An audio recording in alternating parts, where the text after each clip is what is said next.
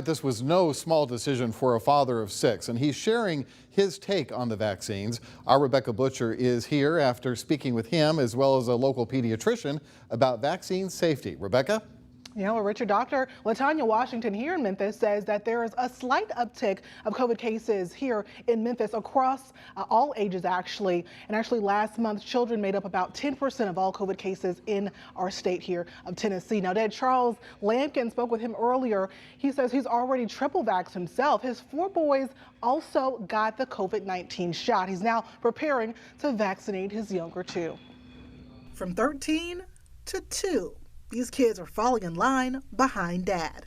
You know, I believe in the whole body, so if the head is, the body has to follow. Following directions, but also health practices in the COVID era. So with that being said, with my wife and we sat down and made a qualitative decision that the whole household had to be vaccinated. First, his 4 boys.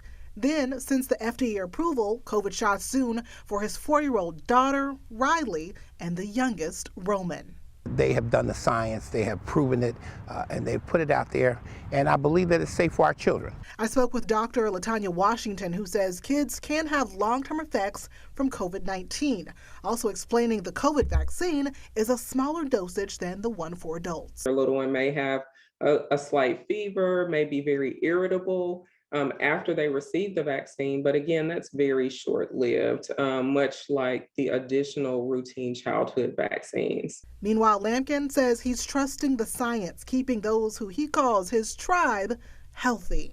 When I looked at the trial process and I looked at the way that they did it especially with the smaller children, because one of my youngest child, Roman, had some issues with breathing. Still looking into the data, but when it's available next week, they will be going for their first round.